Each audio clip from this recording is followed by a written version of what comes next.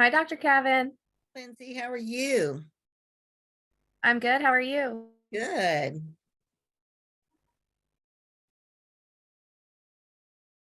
So we've got Kyla. And we've got Lindsay. And we've got Meredith.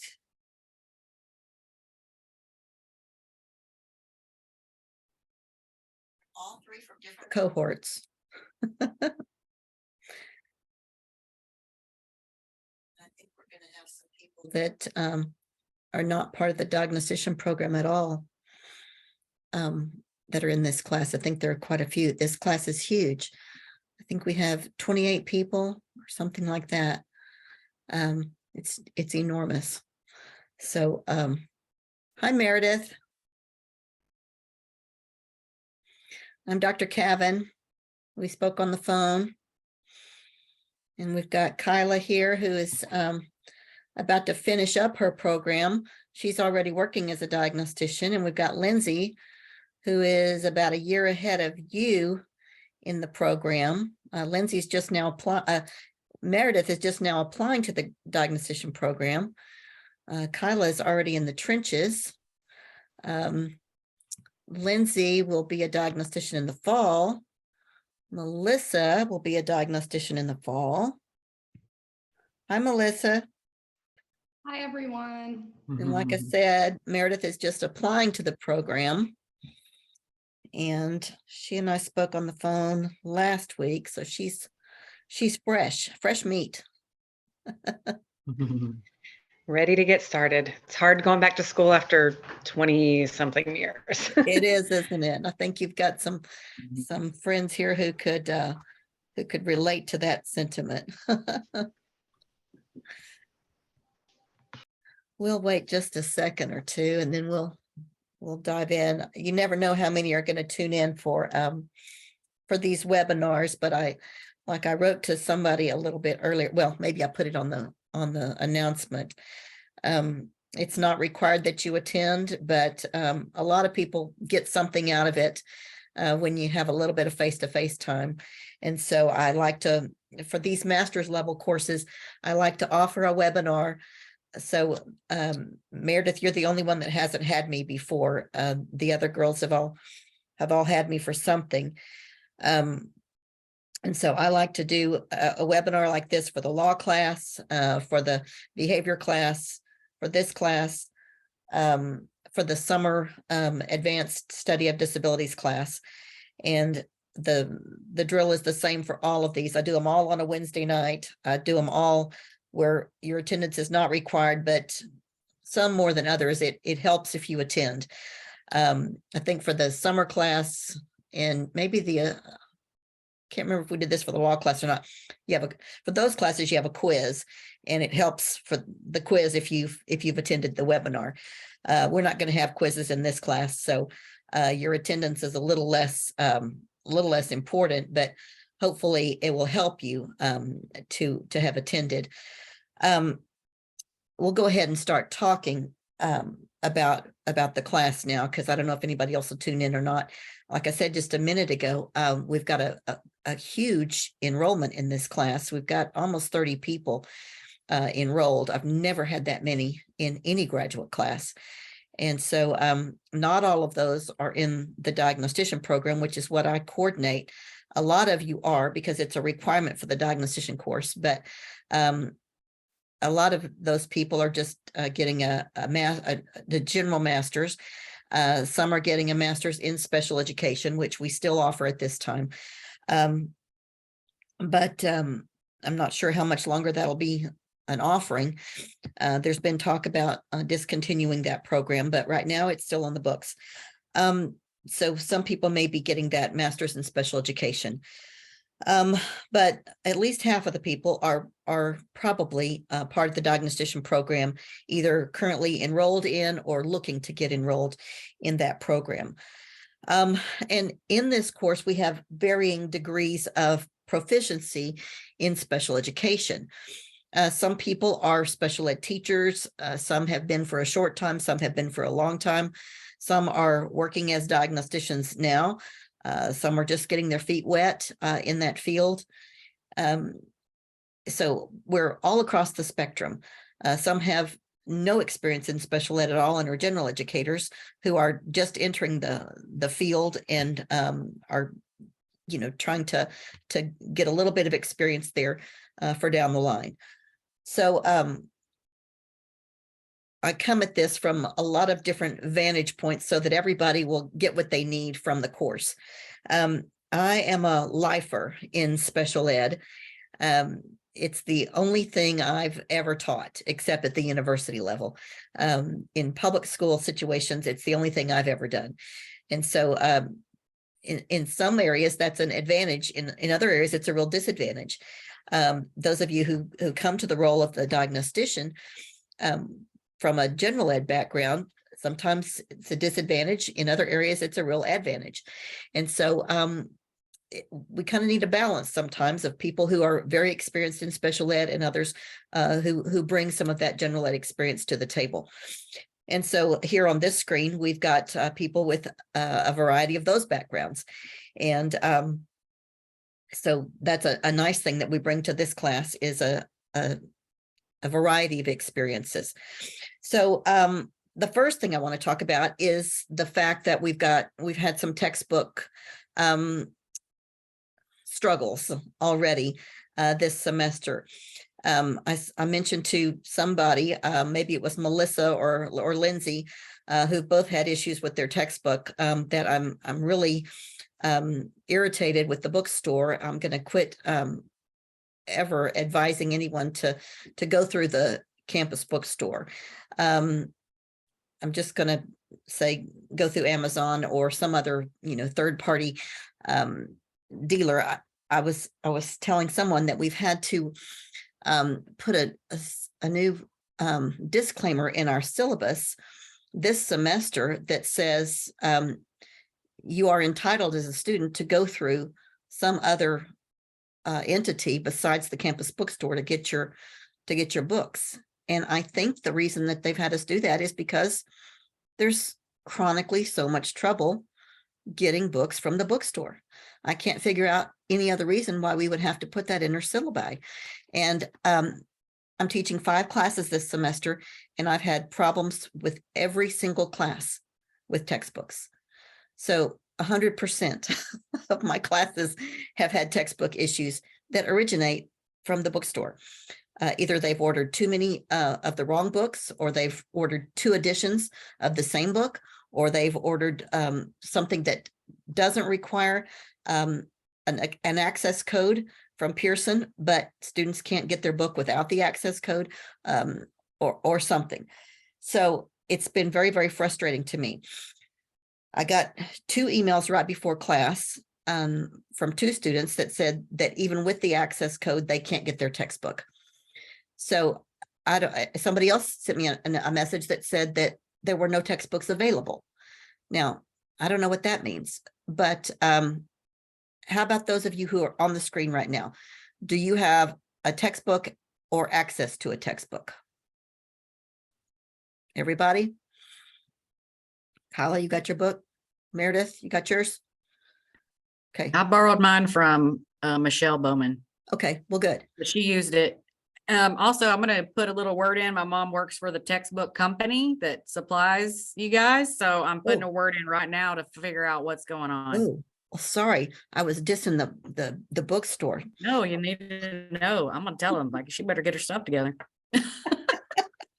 Well, you tell her if she needs to talk to me specifically, I'll give her some chapter and verse on what's going on, because I've been so frustrated. But it's happened every year for the last several years. I don't know if it's management or if it's supply the problem is every single year the order is wrong. What they order is wrong. So that says to me that somebody who's doing the ordering doesn't know how to put in the order correctly. So anyway, we've got 2 more people. Good. Jessica and Chancey. Oh, I guess I need to open. Well, I'll say something to her and we'll see where it gets us. Maybe Okay, well, I'll be There's happy to talk to your mom. I'd like to say hi to your mom anyway. Um, okay, so hi Jessica and hi Chancey. We're just talking about textbooks. Don't know where you guys are on your textbook order. I hope maybe you've had success with that. Chancey, have you gotten a textbook? I just got mine in the mail today, but Okay. I don't think it came with a Pearson code. Okay, you don't need a Pearson code. Okay, We're perfect. not using the code, but the people who ordered through the bookstore were told that they had to have one. Okay, And that's been very confusing. Jessica, were you able to get a textbook? Yeah, I got it from Amazon today. Good, good. Okay, so far, everybody on the screen has a textbook. That's good. Okay, so the order of business for this week was to read chapter 1. The discussion's not due until this weekend. Introductions aren't due till this weekend, this coming up weekend. And I've gone ahead and pushed that. I think we'll push the discussion for this chapter 1 until next Wednesday, so that those people who didn't get a textbook until today will have a few extra days to get that in. Okay, so ordinarily our discussions and all assignments will be due on Sundays, but this week we'll push it till Wednesday, since we've got a number of people who didn't get access to those books through Pearson until today, and then some of you haven't gotten them in the mail until today. Okay, so for this 1 week we'll push the due date to Wednesday. So next week, our January 22nd due date, and I haven't changed that into Canvas yet, but I will after we're finished tonight. Can somebody tell me what next Wednesday is?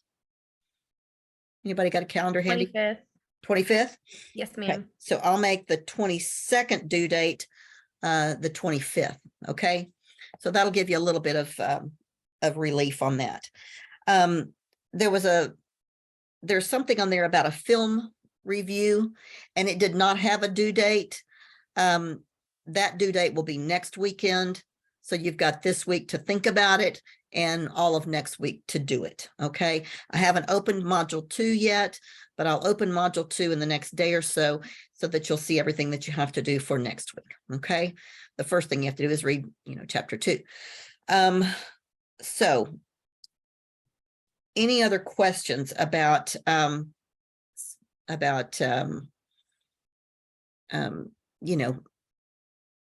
nuts and bolts, any of that kind of stuff, before we start talking about chapter 1? Anybody?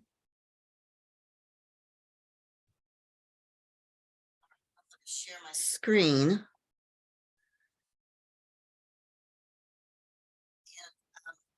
I'm just going to go.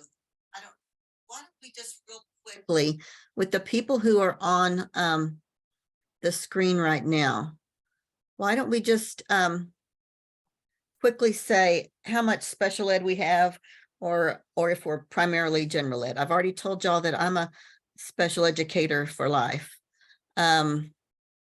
Lindsay, how about you? Are you mostly special ed or mostly general ed? Gen Ed. Gen ed girl. Okay. Chancey, you're next on my screen. How about you? I am all gen ed. All gen ed. Okay. Jessica, how about you? I'm Gen Ed, but I have sped students in my class. Okay. Kyla, how about you? Special ed. Special ed. Meredith, how about you? I originally was Gen Ed for 10 years, and then now I've been strictly sped for 7. Very good. Thank you. Melissa, how about you? I started as a para in special ed, and then I did 4 years of gen ed, and now this is my first year as a special ed teacher. Okay. Very good. All right. So we've got a whole lot of gen ed represented on the screen.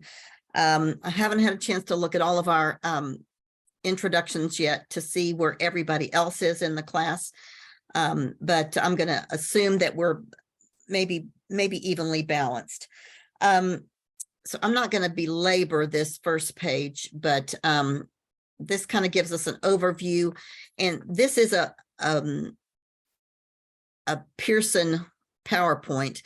And so it's a really good representation of what's in the chapter. So if you haven't had a chance to look over the chapter very much yet, this is exactly what's in the chapter. I'm going to put my own spin on it, but this is exactly what's in the chapter. So you can, and I'm going to post this PowerPoint on Canvas in a little bit under module 1. And so then you'll have this as a reference too, if you want to have kind of a thumbnail of what's in that chapter 1. So what is special ed? Well, it's specially designed instruction at no cost to parents to meet the unique needs of a child with a disability. That's what special ed is. That's the thumbnail definition.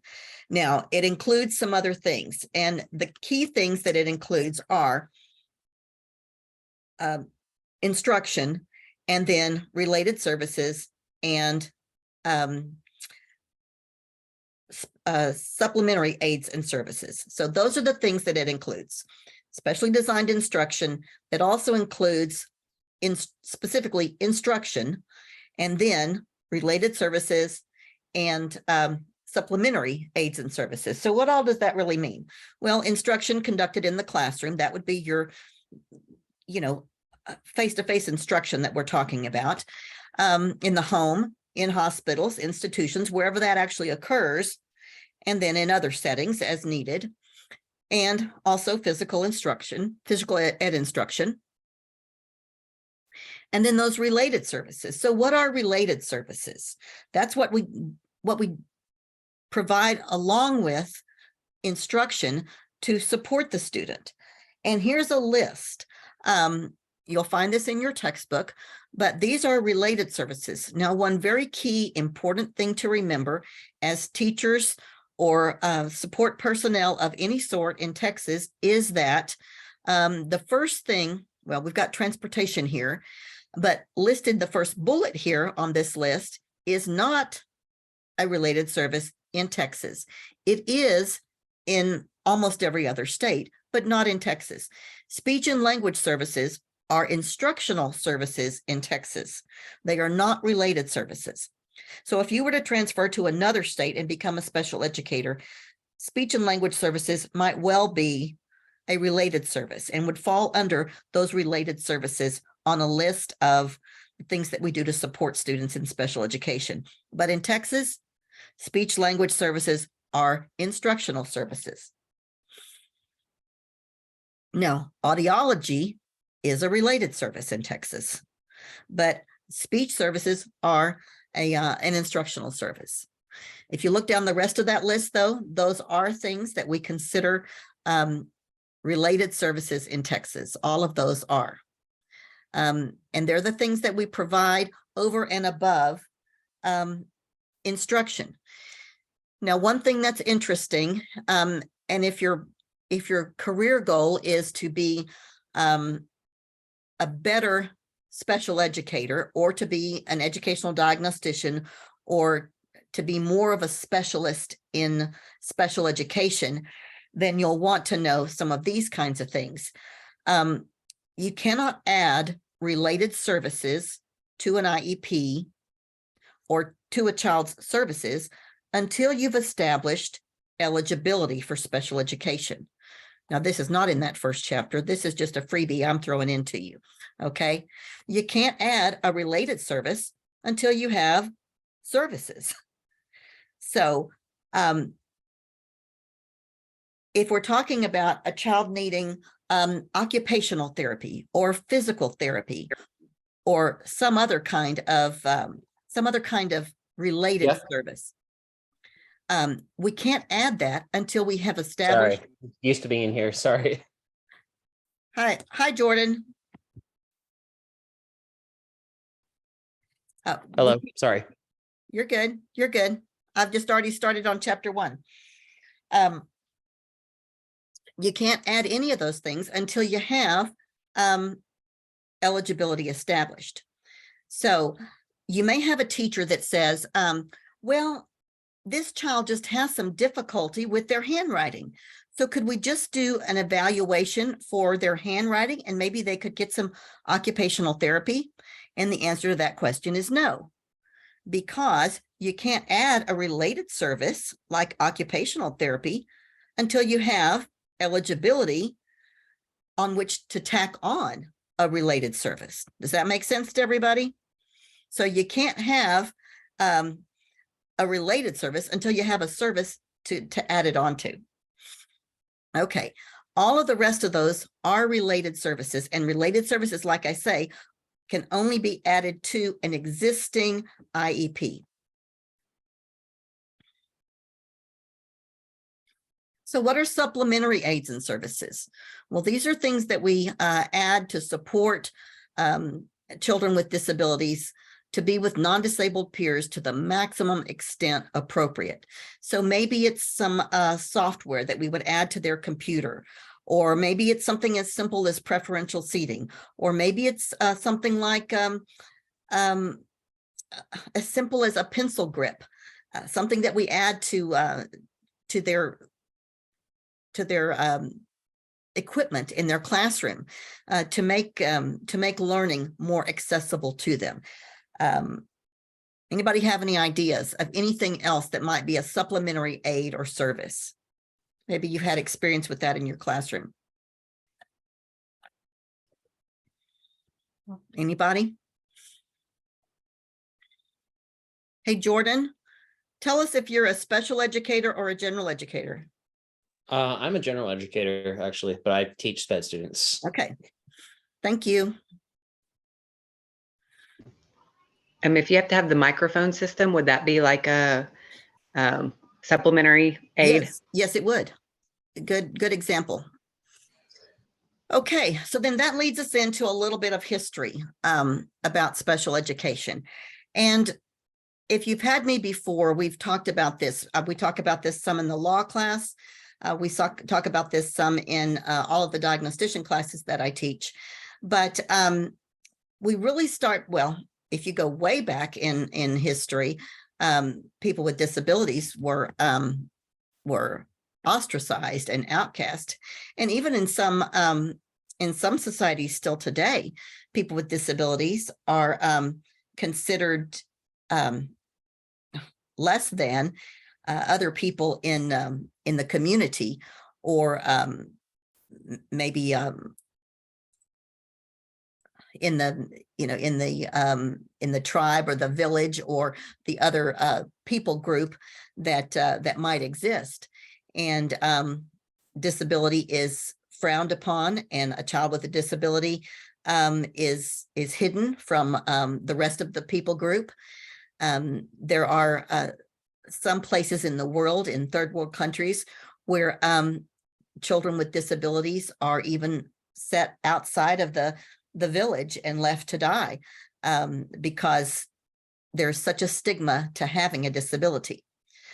Fortunately, that's not true in most of the world. We've come a long way, but we didn't come a long way until about a couple of 100 years ago. In the 1800s, we began to make some progress in this area, and it began in Europe. Primarily in France is where it began, with a doctor named Jean-Marc Gaspard Itard. And there's a very interesting film that chronicles the work of Itard called The Wild Boy of Aveyron. And I actually saw this film. It's in black and white. I saw this film when I was in grad school many moons ago, closing in on 40 years ago now, when I was in undergrad. I saw it in undergrad, I think. And it's a foreign film. It's in French. So if you're ever just really bored on a weekend, pull up The Wild Boy of Aveyron. It may be available on Netflix or Hulu or one of those, and it'll keep you awake having to read the subtitles. But it's a story of Dr. Itard, and it sounds a whole lot like the Jungle Book, this child was found out in the wild, being raised by who knows what, wolves or something. But he was a child who was surviving, you know, in the woods or in the outdoors alone. And Itard brought him in and began to sort of tame him, if you will, and work on socializing him and teaching him how to be more human. And as it turns out, the child was probably intellectually disabled, and had probably been set out away from people because of that disability.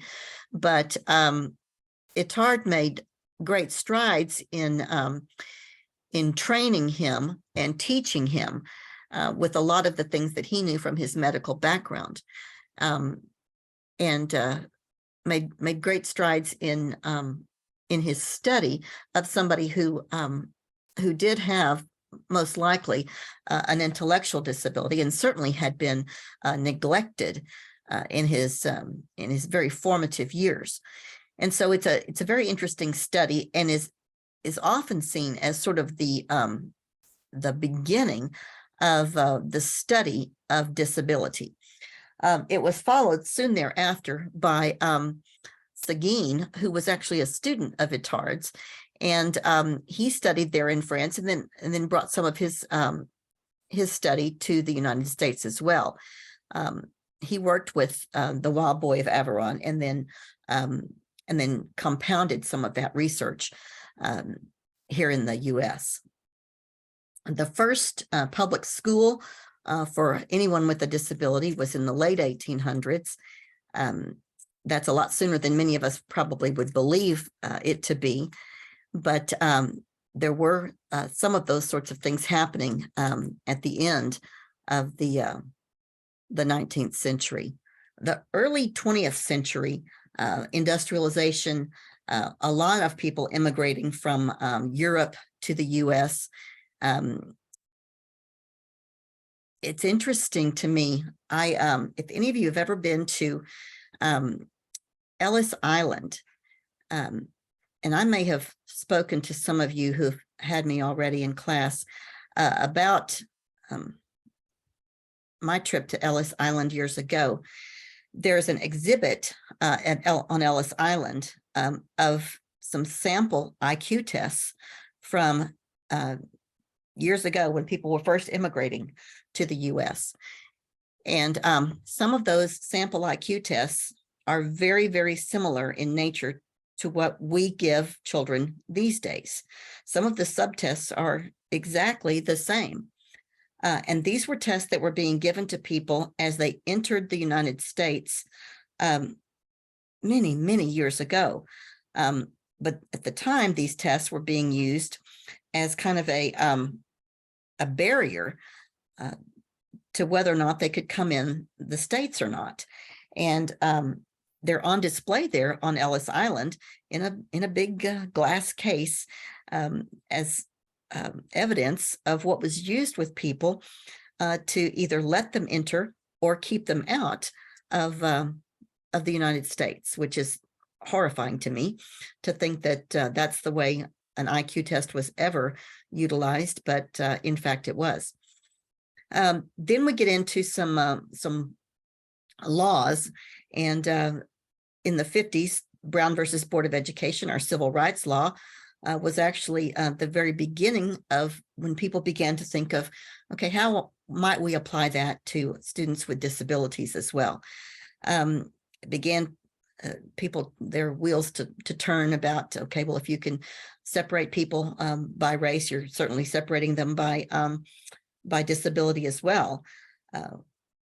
Individuals of color who were then allowed to come into schools, but yet people with disabilities still were not.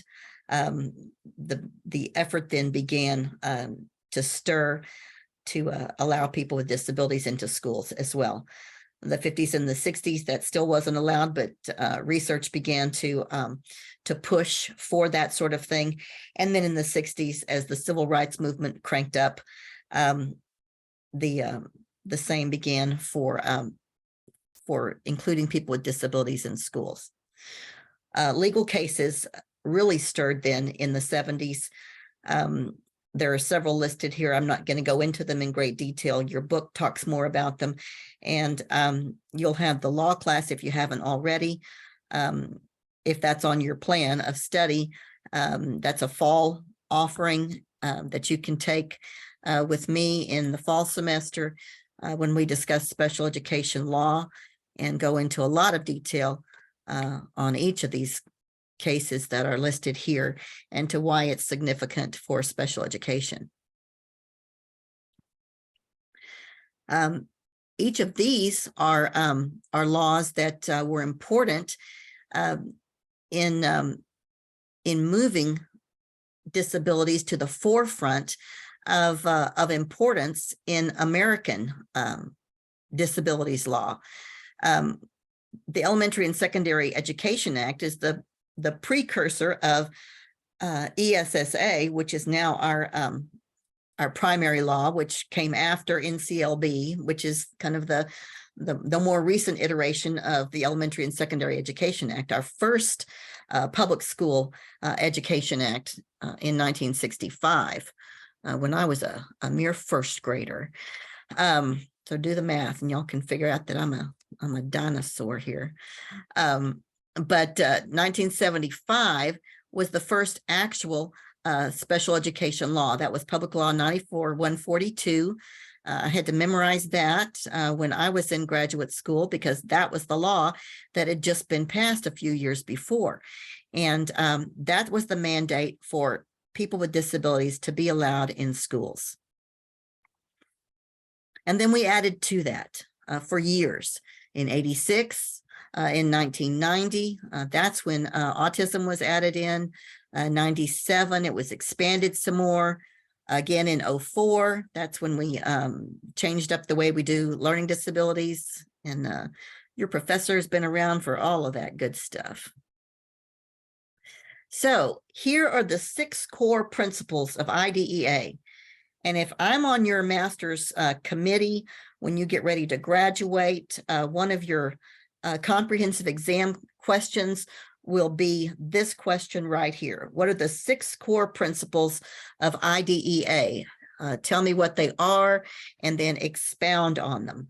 And these are critical elements, the critical elements of the Individuals with Disabilities Education Act, that law that was grounded in 1975 and then has been retooled and added to and messed with and massaged for years and years since then. But these are still the primary principles of that law, the guarantees that we have, that we promise all kids with disabilities that we will give them. And they are 0 reject. All students will be allowed to receive public education. They will get a free, appropriate public education. And if you're a general educator just dipping your toe into special education, that's what FAPE means, free, appropriate public education. And we pronounce it like a word, even though it's just an acronym. So we're guaranteeing that there'll be no charge for what we give to students. The critical element of that abbreviation, though, is the A, appropriate. And that's what most of our lawsuits hinge on, and that's the appropriateness of the education. We have more disagreements about that than anything else. We can guarantee the free part and we can guarantee the public part, but it's the appropriateness that we get hung up on, because what you think is appropriate and what I think is appropriate and what that parent thinks is appropriate and what the principal thinks is appropriate can all collide when we get into an ARD committee meeting. The least restrictive environment is the LRE. Educated, we're guaranteeing that the child will be educated in the general ed setting as much as possible. Now, I would actually probably rephrase that a little bit. And I would say that we are going to educate them in the least restrictive environment that is appropriate to that child's needs. So we're going to educate them in the general education setting as much as we possibly can, as appropriate to their needs. Some people think that LRE means we're going to put them in general ed all the time, and that means all inclusion. And that is not what LRE means. LRE means we're going to have placement in a less restrictive setting as much as we possibly can, as appropriate for that child's needs. And so for some students, that's very restrictive. Sometimes least restrictive is very restrictive, depending upon the needs of the student. We're going to be non-discriminatory in our evaluation. We're going to use unbiased assessment instruments for making all decisions. So we're going to assess students in their native language. We're going to make sure that there are not a lot of issues inherent in an instrument that a student doesn't understand because of their culture.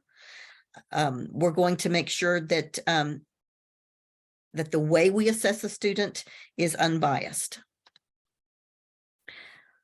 Families and parents are entitled to confidentiality, that they then also have a right to access all of their students' records. And then we've got that big document that we give to families, the procedural safeguards. And that document tells a family all of the things that they're entitled to. And we make sure that they understand all of their rights. And we give them an assurance that their input is valuable and that we're going to comply with the laws that we promise. Now, Section 504 is another law that gets in the way sometimes of our understanding of IDEA. Section 504 is a part of the Rehab Act of 1973.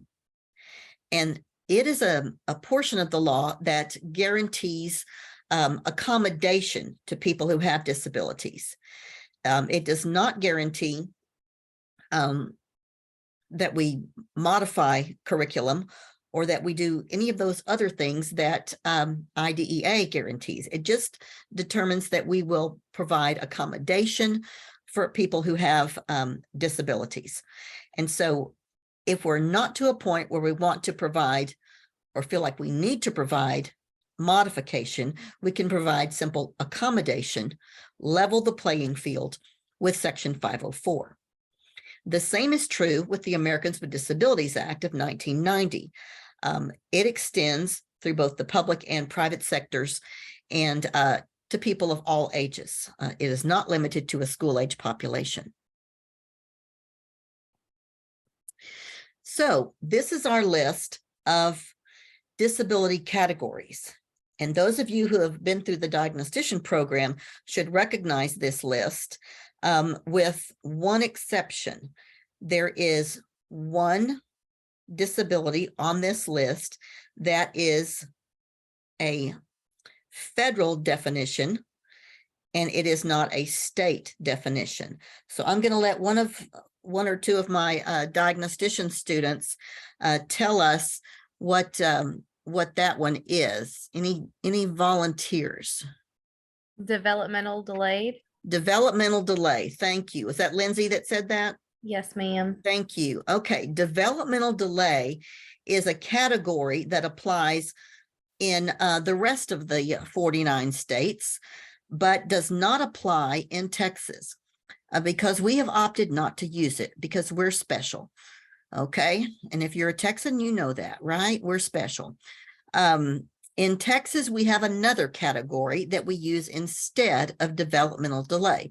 Now, this textbook that we're using is written for the masses. It's written for a national audience. It's not written for just a Texas audience. And so our textbook says developmental delay, but you need to make a note in your notes somewhere that this is a federal definition, not a Texas definition. And in Texas, we use another term. Who can tell me what that term is? One of my diags should be able to tell me that. Non-categorical early childhood. Thank you. Non-categorical early childhood. And that's the term that we use in Texas for kids who are ages 3 through 5. It's for our little kids, ages 3 through 5. Now, developmental delay is a term that's used at the federal level for ages 3 through 9. But non-categorical early childhood is for kids in Texas who are 3 through 5. And don't ask me why the folks down in Austin decided that it was better to use something different than everybody else. If you want to get me going, just get me started on TEA and why they do a lot of what they do. And we'll have a long discussion, and y'all don't want to keep me here that long. But they do a lot of crazy things at TEA, and that's just one of them. But we have a whole different set of rules for our young children 3 to 5. We have a lot of other categories that they can fit into, but that one is special. We're not going to get into it a lot tonight, but it takes the place of developmental delay in Texas. We cannot use developmental delay in this state. Okay. Now, all these other categories look pretty good. Hearing impairments have a slightly different name in Texas right now. We call that deaf or hard of hearing. So D or HH, right? DHH. Deaf or hard of hearing is one category in Texas right now. Everything else, I think, looks pretty much the same on this list. Am I right, ladies? My diagnostician ladies? Okay. So we'll, and here's the interesting thing. I think a lot of people who come from the general ed sector think that special ed is just this thing that you just walk into. If you need help, you just get into special ed. And that's not the case at all. You've got to fit into one of these 13 categories, and you've got to fit well. And you gotta qualify by all the parameters that are laid out by the folks down in Austin. And if you don't, then it's a no-go. And the trickiest one of these categories is specific learning disabilities. And yet that's also the one that students are most likely to fit into. And so we'll talk about that a little bit more, but that's the biggest category, but it's also the trickiest category. And it's the one that gives us the most wiggle room. But it's also the funkiest. So let's move on. Okay, here's a little bit more information about that.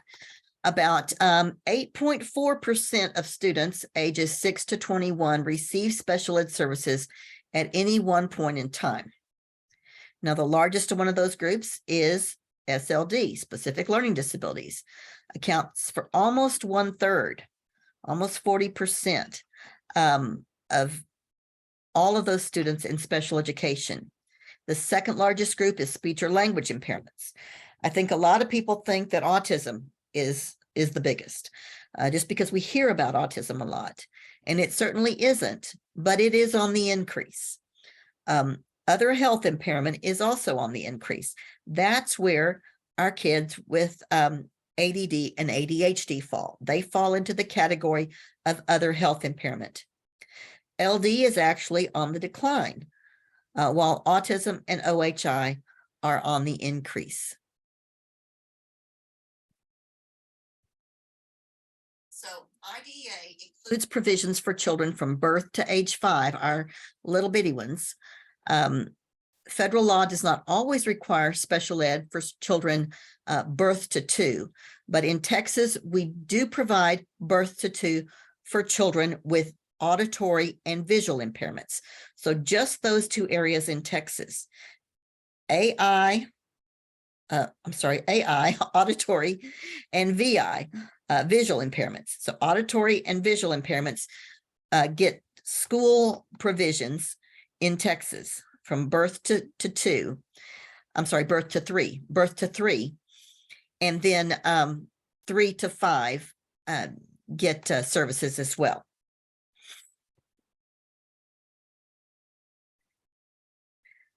Students not included in IDEA are the gifted and talented. 46 states do define that term, but very few mandate or fund it. We do not mandate, well, actually, we do mandate it in Texas, but we do not fund it in Texas. There's a mandate, but not a fund. So if a child has a disability and gifted and talented, we call those students twice exceptional. As I said a moment ago, attention deficit hyperactivity is served under other health impairment in Texas. And then we've also got this big pool of kids that we consider at risk. That's not an official disability category, but it's certainly a group that we do have to serve in Texas schools. So how about the way we interact with parents? Disability is not the overriding characteristic. We've certainly got to recognize that and point that out when we are dealing with the parents of children with disabilities. We've got to recognize a child's positive personality characteristics, their social personality characteristics, their cognitive functioning, how motivated they are, the coping skills they have, and then any specific skills that they have. And not only recognize those, but focus on those. I'm sure all of you, if you are currently educators, have talked to other educators. You may even be guilty of this yourself when you're thinking about or talking about a child with a disability, of saying, this child can't do anything. He can't do anything. And we all know that when we really think about it, everybody can do something, right?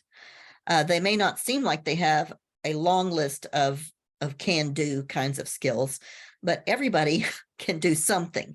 And so that's what we've got to focus on when we're looking at students with disabilities, the things that they can do, how high their functioning is, what their positives are, and point those things out to their parents and their teachers. So what are some barriers to parent participation? Well, certainly time. Parents are busy, they've got jobs, other kids, lots of things going on. Sometimes it's language, sometimes it's transportation, sometimes it's mobility, sometimes it's culture, and sometimes it's us. Sometimes it's insensitivity on the part of school personnel. I hate it when it is, but sometimes it is us. And we've got to recognize that and then own it when it is, and do what we can to change it. So how do we change that? Well, we provide family-centered practices, help strengthen families and their choices, respect their uniqueness, recognize that families have different understandings of their children's special needs, match our strategies and resources to family preferences. So what are some critical topics that influence special ed and that we'll talk about in this course?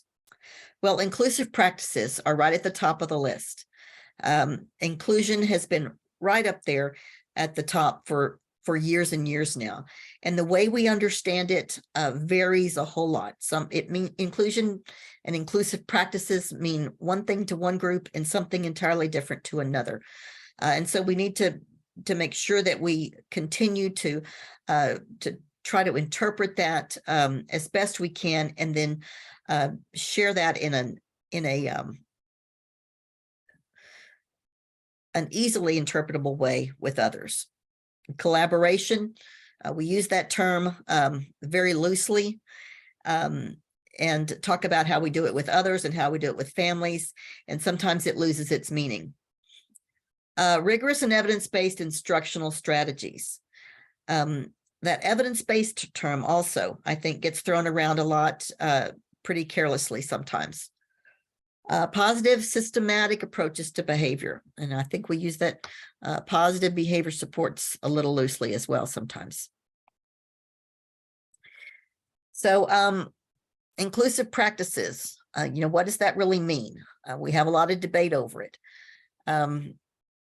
So maybe we need to delve into that a bit more. I don't want to belabor it too much right now. I think I'm going to speed through some of this, let you read on that.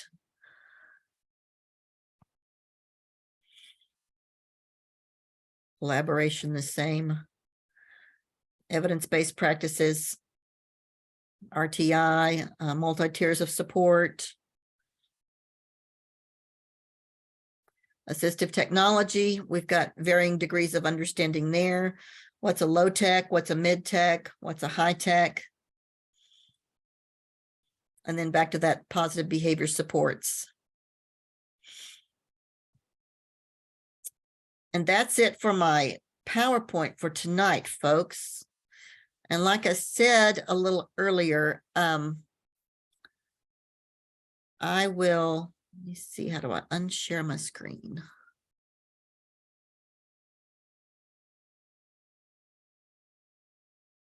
I will share the PowerPoint on Canvas, so you have a copy of that if you want to look back at it this week. I'll also post the recording of our webinar tonight if you want to look back on that. Anybody that joined us late, do you have questions about the textbook, about assignments, about anything? Anybody? Everybody's good? All right.